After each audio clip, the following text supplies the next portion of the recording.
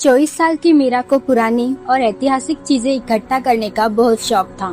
इसी शौक के कारण उसे शिमला के जंगलों के बीचों बीच बने विक्टोरिया मैंशन नाम की एक ब्रिटिश जमाने की हवेली में पुरानी किताबों और दस्तावेजों को सहेजने की नौकरी मिल गई।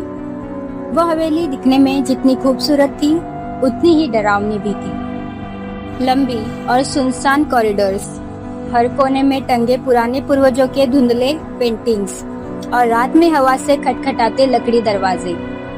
हवेली में मीरा और वहाँ के बूढ़े केयर टेकर रामू काका के अलावा कोई नहीं था। रामू काका हमेशा मीरा को हिदायत देते थे, बिटिया, रात को 12 बजे के बाद अपने कमरे से बाहर मत निकलना। इस हवेली का इतिहास अच्छा नहीं है। शुरुआती के 2 दिन तो ठीक गुजरे, लेकिन तीसरे दिन की रात को कुछ अजीब हुआ।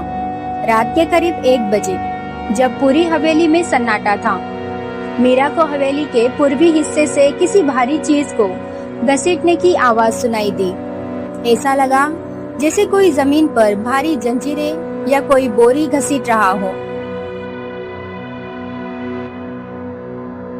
मीरा हाथ में टॉर्च लेकर उस आवाज का पीछा करने लगी। आवाज उसे हवेली के सबसे आखिरी और बंद पड़े मिरर रूम्स के सामने से आई।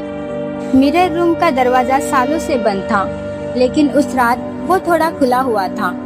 जैसे ही मीरा ने डरते डरते दरवाजा पूरा खोला, उसकी आंखों के सामने जो नजारा था उसने उसके होश उड़ा दिए। कमरे के चारों तरफ बड़े बड़े शीशे लगे थे और कमरे के बिल्कुल बीचों बीच छत से एक लाश हवा में लटक रही थी। उस लाश के दोनों हाथ और पैर चारों तरफ लगी हुई लोहे की कड़ियों से बंधे हुए थे। लेकिन सबसे ज्यादा दिल दहला देने वाली बात ये थी कि उस लाश का सिर नहीं था। मीरा के मुंह से एक चीख निकली। उसने डर के मारे अपनी आंखें बंद की और पीछे की तरफ भागी। वो भागते हुए रामू काका के पास पहुंची और उन्हें सब बताया। जब रामू काका और मीरा वापस उस कमरे में आए तो वहाँ सब कुछ सामान्य था। न कोई लाश थी, न खून, न कोई जंजीर। रामू काका ने कहा, बिटिया, तुम्हें कोई वहम हुआ होगा। यह हवेली बहुत पुरानी है, दिमाग पर असर हो जाता है। लेकिन वो कोई वहम नहीं था। अगली रात ठीक 2:30 बजे मीरा अपने कमरे में सो रही थी कि अचानक उसे अपने दरवाजे के ठीक बाहर वही घसीटने की आवाज सुनाई दी। आवाज उसके दरवाजे के पास आकर रुक गई। दरवाजे पर 3 बार दस्तक हुई। मीरा डर से कांप रही थी। उसने हिम्मत जुटाई और दरवाजे के नीचे की पतली झील से बाहर देखने की कोशिश की। बाहर की धुंधली रोशनी में उसे किसी के पैर दिखाई दिए, लेकिन वो पैर उल्टे थे। एड़ियां आगे की तरफ और उंगलियां पीछे की तरफ थी। मीरा ने तुरंत अपनी दोनों हथेलियों से अपना मुंह दबा लिया ताकि उसकी चीख बाहर न निकल सके। कुछ देर बाद वो उल्टे पैर धीरे धीरे अंधेरे कॉरिडोर में गायब हो गए। अगले दिन मीरा ने तय किया कि वो इस हवेली का राज ढूंढ कर रहेगी।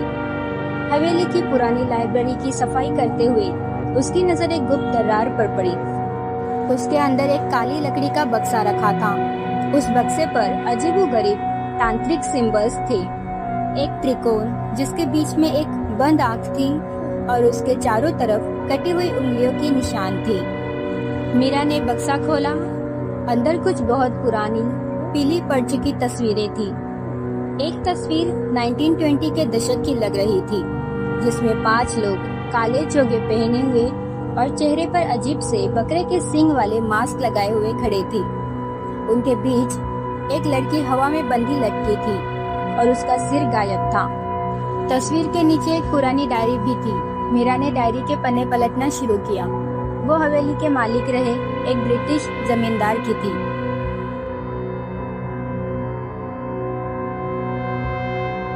मीरा का पूरा शरीर बर्फ जैसा ठंडा पड़ गया। आज जून की 16 तारीख थी। इसका मतलब था कि अगला नंबर उसका था। वो समझ गई कि जो लाश उसने देखी थी वो अतीत में दी गई बलियों का भूतिया साया था जो उसे आगाह कर रहा था। मीरा ने तुरंत अपना बैग पैक किया और हवेली से भागने के लिए नीचे आई। लेकिन जैसे ही वो मुख्य दरवाजे पर पहुंची उसने देखा कि दरवाजा बाहर से भारी जंजीरों से बंधा था। अचानक हवेली की सारी बत्तियां गुल हो गई। सिर्फ मोमबत्तियों की धीमी और डरावनी रोशनी चारों तरफ फैल गई। मीरा ने मुड़कर देखा। कॉरिडोर के दोनों तरफ से वही 5 काले नकाबपोश लोग, जिनके चेहरे पर बकरे के सींग वाले मास्क थे, उसकी तरफ बढ़ रहे थे। उनके हाथों में धारदार खंजर और पुराने कटे हुए सिर थे जो सड़ चुके थे। उन सब के बीच में रामू काका भी खड़े थे, जिनकी आंखें पूरी तरह से काली हो चुकी थी। रामू काका ने ठंडी आवाज में कहा, बिटिया, तुम कहीं नहीं जा सकती। इस हवेली को अपनी आखिरी बलि चाहिए। तुम्हारा स्वागत है अंतिम अर्पण में। मीरा जान बचाने के लिए ऊपर की तरफ भागी। भागते भागते वो उसी मिरर रूम में घुस गई और दरवाजा अंदर से लॉक कर लिया। उसने तुरंत अपना फोन निकाला और पुलिस को फोन लगाने की कोशिश की, लेकिन फोन में नेटवर्क नहीं था।